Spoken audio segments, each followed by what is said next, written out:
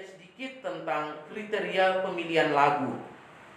Dan ini yang menjadi penting, yang harus kita simak bersama, yang harus kita refleksikan bersama sebagai agen pastoral yang mendukung lagu-lagu liturgi itu dapat berkembang di dalam komunitas kita, khususnya para frater yang berada di dalam biara, atau kita semua yang berada dalam KUB tertentu, lingkungan-lingkungan tertentu. Karena musik liturgi seperti yang sudah saya katakan tadi mendapat peranan penting, dan kita sekalian menjadi agen yang dapat menganimasi satu sama lain untuk mempertahankan itu musik liturgi itu sendiri di dalam kegiatan liturgi. Mari kita melihat kriteria pemilihan lagu, dan sebentar Pater Roland akan menyampaikan lebih mendalam tentang kriteria-kriteria lagu mana yang cocok dalam kegiatan liturgi. Saya akan membahas secara umum itu tentang kriteria-kriteria untuk para komposisi, para komponis untuk mengubah satu lagu liturgi. Seperti yang sudah saya katakan tadi, tidak semua lagu dapat dikatakan lagu liturgi. Oke, mari kita lihat sedikit kriteria pemilihan lagu atau komposisi sebuah lagu liturgi. Pertama, kita lihat kriteria umum. Itu yang pertama itu harus menggunakan, dalam konteks kita itu harus menggunakan bahasa Indonesia yang benar. Jadi lagu liturgi itu sangat menuntut bahwa kita menggunakan bahasa Indonesia yang benar. Konstruksi kata misalnya sebagai, itu dapat kita lihat di layar bahwa kata sebagai itu setidak-tidaknya tidak dapat digunakan dalam sebuah lagu liturgi. Konstruksi bahasa Indonesia yang benar harus lengkap di dalam sebuah lagu liturgi. Kemudian tuk misalnya itu menghilangkan kata unnya di depan dan langsung gunakan kata tuk. Dan itu harus dihindari oleh para komponis lagu liturgi. Baik, kemudian selain dengan bahasa Indonesia yang benar, harus dengan pilihan kata yang berbobot. Karena ini dalam satu kegiatan liturgi, maka harus sesuai dengan pilihan kata yang berbobot. Mutu teks nyanyian liturgi dapat dilihat dalam pilihan kata yang berbobot dan padat, antara lain dengan menghindari kata-kata yang tidak mutlak perlu seperti sebagaimana, adalah, dan menurut bentuk bahasa atau puisi. Kemudian yang ketiga itu dengan bahasa yang puitis. Dalam nyanyian liturgi tidak dianjurkan atau tidak dituntut puisi yang terlalu tinggi, sehingga umat kurang memahami apa yang disampaikan, syair apa yang disampaikan, yang dinyanyikan oleh anggota kor. Puisi yang berlebihan kurang cocok untuk nyanyian-nyanyian umat.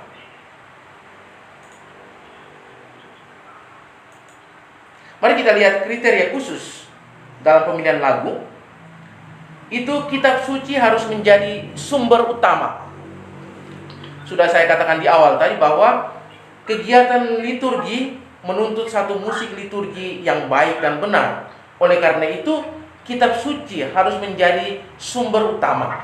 Dan ini sudah diterapkan sejak zaman dahulu. Gereja menyarankan agar syair lagu liturgi itu diambil dari kitab suci. Selain itu, secara teologis harus benar. Lagu liturgi itu harus secara teologis harus benar. Misalnya, Kristus bukan sebagai pencipta dunia, tetapi dia putra Allah. Secara teologi, kalau kita mengubah lagu atau memilih lagu Kristus sebagai pencipta dunia, maka tidak dapat dibenarkan secara liturgi. Karena secara teologis, Kristus adalah putra Allah, bukan pencipta dunia.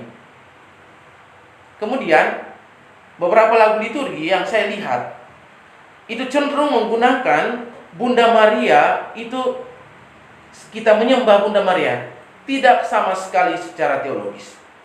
Bunda Maria tidak kita sembah, tetapi kita hormati sebagai ibu gereja. Oleh karena itu dalam mengubah satu lagu liturgi tidak diizinkan bahwa Bunda Maria itu kita menyembah, tetapi kita hormati. Kemudian kita berdoa bersama Bunda Maria, bukan dengan perantaraan Bunda Maria. Bersama Bunda Maria, kita berdoa kepada Allah dengan perantaraan putranya Yesus Kristus. Dan setidak-tidaknya lagu-lagu seperti ini digubah atau dipilih harus secara teologisnya benar. Kemudian teksnya harus relevan. Para komponis lagu liturgi, dan saya kira kita yang hadir pada kesempatan ini juga masing-masing punya kemampuan. Ada yang memiliki kemampuan untuk mengubah lagu itu. Para komponis harus pandai merefleksikan realitas kehidupan kita dan membawakannya dalam syair lagu liturgi untuk dinyanyikan. Jadi harus melihat kitab suci sebagai sumber dan melihat teologi-teologi dalam gereja kita. Kemudian teks nyanyian liturgi dapat dilaksanakan sebagai gereja. Oleh karena itu, sebagai tubuh Kristus yang bersatu, bukan sebagai individu. Oleh karena itu harus hindari kata aku dalam lagu-lagu liturgi. Kita bersama sebagai satu gereja universal, kita menggunakan kata kami. Baik, mari kita lihat tentang syair dan sebagainya. Mari kita lihat tentang bagaimana sebuah pola lagu liturgi itu. Kita lihat pertama itu notasinya harus betul. Seorang komponis yang mengubah lagu liturgi harus berusaha untuk melihat dan memasang notasi yang benar. Selain itu, bentuk lagu liturginya harus beres agar dinyanyikan dengan mudah. Maka sebuah lagu liturgi harus teratur dan jelas. Kalau bentuk lagunya tidak beres, akan mempersulit umat yang melatih. Kemudian pengolahan motifnya. Sebuah komposisi termasuk lagu liturgi bermutu bila terdapat ulangan-ulangan, termasuk pengolahan motif secara baik dan benar. Karena pengolahan motif ini juga dapat mempengaruhi animo umat untuk bernyanyi. Apakah pengolahan motif yang digubah ini menarik atau tidak? Setidaknya para komponis harus pandai untuk melihat bagaimana pengolahan motif yang digunakan dalam mengubah satu lagu liturgi. Kemudian ambitus suara. Jadi ambitus suara dalam lagu liturgi itu juga seperti pada umumnya lagu-lagu yang lain. Jadi ambitus itu berkaitan dengan range suara, ya, jangkauan suara. Agar lagunya dapat dinyanyikan enak, maka wilayah nada atau ambitus suara itu harus dijaga. Jangan sampai komponis mengubah lagu itu sangat tinggi atau sangat rendah dan itu mempengaruhi indahnya sebuah lagu. Baik, dalam lagu liturgi itu kita lihat juga kriteria khusus itu. Pertama itu melodi yang menarik, seperti yang sudah saya katakan. Selain pengolahan motif, lagu liturgi juga harus diusahakan memiliki melodi yang menarik dan khas. Makin menarik sebuah lagu, makin mudah juga kita dapat kita nyanyikan lagu-lagu itu.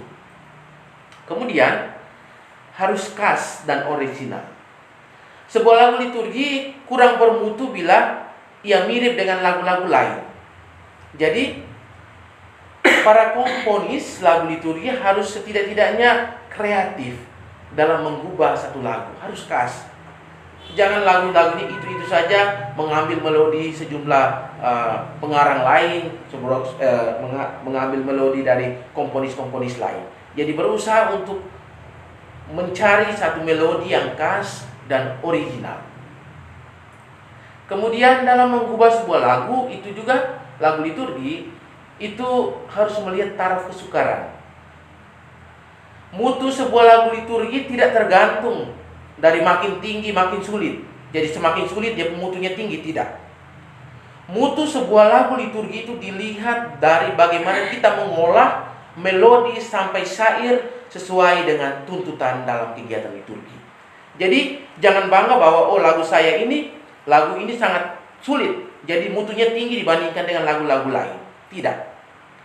Mutu dari sebuah lagu liturgi tidak tergantung dari makin tinggi atau makin sulit sebuah lagu liturgi, tetapi bagaimana komponis mengubah lagu itu sesuai dengan tuntutan yang berlaku di dalam liturgi.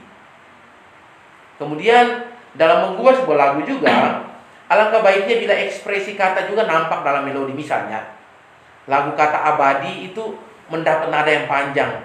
Atau misalnya dalam lagu kemuliaan, yang maha tinggi diusahakan untuk sesuai dengan nadanya agak sedikit lebih tinggi.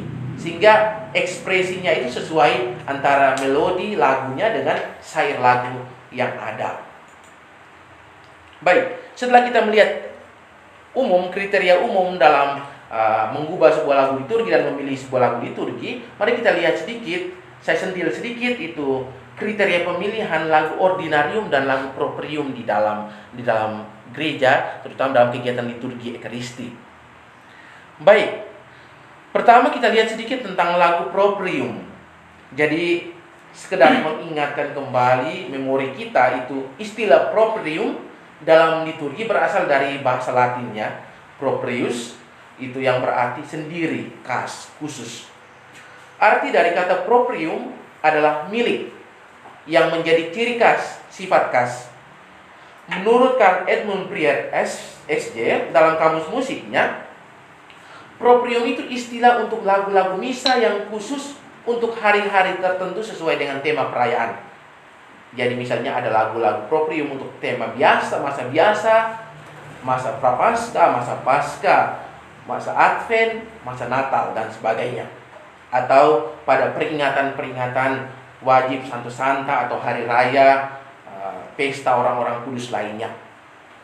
Baik, kita tentu mengetahui proprium itu diantaranya lagu pembukaan, lagu Mazmur tanggapan, lagu persembahan, lagu komuni, dan penutup. Itu lagu-lagu yang khas, khusus sesuai dengan tema perayaan. Itu sederhananya.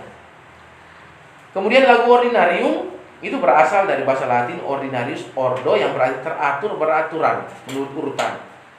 Dan ini dapat kita lihat dalam ordinarium misa itu, syairnya itu harus sesuai dengan yang ada di dalam TPE, tata perayaan Ekaristi. Itu diantaranya lagu Kyrie, Tuhan kasihan, lagu kemuliaan, lagu Credo, Kudus, Santus, dan aklamasi-aklamasi yang lain. Ini ordinarium, tetap teratur. Dia tidak bisa digantikan dengan syair dari mana saja. Oke, dalam perkembangan para komponis lagu sebelumnya itu mengubah lagu ordinarium sesuai dengan teks, tapi ada modifikasi bahasa yang kalimat yang lain. Tetapi sesuai dengan tuntutan liturgi harus diminimalisasi untuk para komponis, berusaha untuk mencari lagu-lagu yang harus sudah sesuai dengan khususnya ordinarium, sesuai dengan tata perayaan Ekaristi. Misalnya lagu kemuliaan kita harus memilihnya itu sesuai dengan syair yang di dalam tata perayaan Ekaristi, dan damai di bumi sampai aminnya itu. Jadi itu yang harus menjadi konsentrasi kita supaya kita bisa memilih lagu liturgi itu dengan baik. Baik, saya akan membahas sedikit tentang tugas KOR dan liturgi. Sebentar saya akan sampaikan lanjut dengan materinya. Mari kita lihat sedikit tugas KOR dan dirigen di dalam kegiatan liturgi. Yang saya mau sentil pertama itu, KOR harus menjadi motor umat, ya. Di seminari tinggi sini, seminari tinggi Santo Paulus del Ro, kemudian di paroki-paroki umat kita sekalian, yang menanggung KOR, namanya menanggung KOR, harus menjadi motor penggerak agar dapat membantu menjamin nyanyian di dalam satu kegiatan liturgi. Kalau menjadi penggerak, berarti harus menyiapkannya secara baik dan benar sesuai dengan tuntutan liturgi. Sebentar Pater Roland akan menjelaskan bagaimana KOR mempersiapkan lagu-lagu liturgi dengan baik dan benar itu seperti apa. Kemudian KOR dia harus bernyanyi bersaut-sautan dengan umat. Oleh karena itu, hindari memilih lagu yang hanya diketahui oleh anggota KOR saja, di mana supaya tidak terjadi dalam tanda kutip konser di dalam gereja. Jadi pembukaan sampai penutup KOR mengambil alih, tidak. Itu tidak disarankan dalam satu kegiatan liturgi. KOR harus berusaha untuk bernyanyi bersaut-sautan dengan umat. Karena ini perayaan bersama, maka KOR juga harus kreatif dalam memilih lagu, mana yang lagu menjadi hak KOR dan mana yang menjadi dipilih untuk supaya lagu itu dinyanyikan bersama umat. Dan pasca Konsili Vatikan kedua, struktur dari lagu-lagu ordinarium itu dibawakan secara berganti-gantian antar kor dengan umat. Ini yang jelasnya dapat kita lihat dalam buku Mada Bakti, itu jelas di sana. Ada bagian kor, bagian umatnya, ada bagian kornya. Itu ada keterangan K dan U. Dan itu kalau kita latihan dengan baik, dan saya kira perayaan liturgi kita, khususnya lagu liturgi kita akan baik sekali, dan kita membawa umat untuk menghadap Tuhan di dalam liturgi. Kemudian kor itu juga tugasnya itu mewakili umat dalam nyanyian. Seperti yang sudah saya katakan tadi, meski partisipasi umat dalam nyanyian itu berulang kali ditegaskan dalam dokumen gereja, namun ini tidak berarti bahwa umat selalu ambil bagian secara lahiriah. Artinya bahwa ada lagu-lagu tertentu yang dipilih oleh kor supaya mengiringi umat itu hening.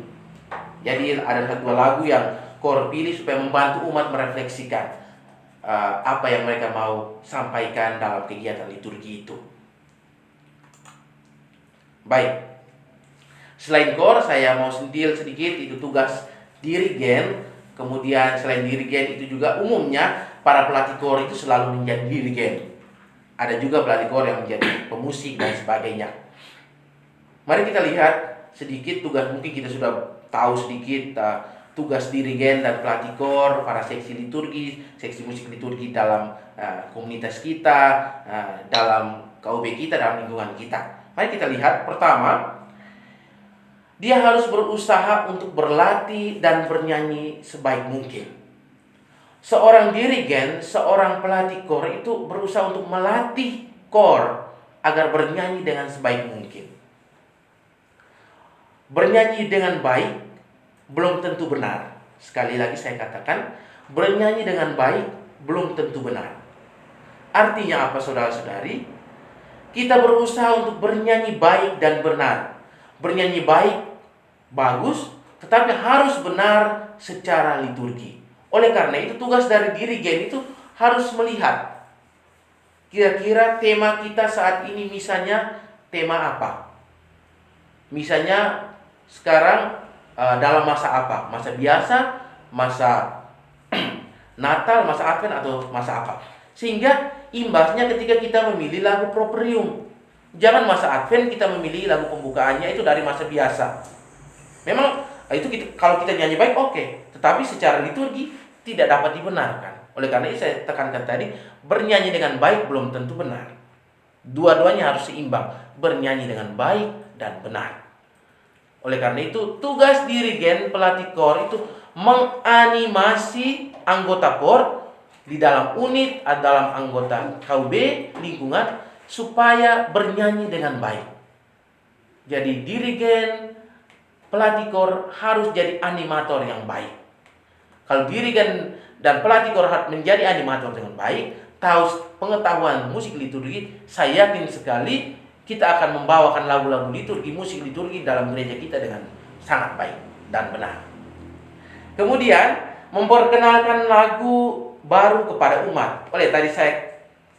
Tadi saya katakan di awal di slide sebelumnya bahwa kita berusaha untuk lagu umat, tetapi juga ada satu lagu yang harus kita perkenalkan kepada umat, lagu baru. Satu lagu baru, karena kalau kita terus dalam lagu-lagu yang sama tentunya ada rasa bosan. Tetapi bahwa kita memperkenalkan lagu baru, tetapi harus selektif. Lagu baru ini sesuai dengan tuntutan liturgi atau tidak yang kita mau nyanyikan. Oleh karena itu para komponis harus berusaha mengubah lagu itu sesuai dengan tuntutan dalam liturgi.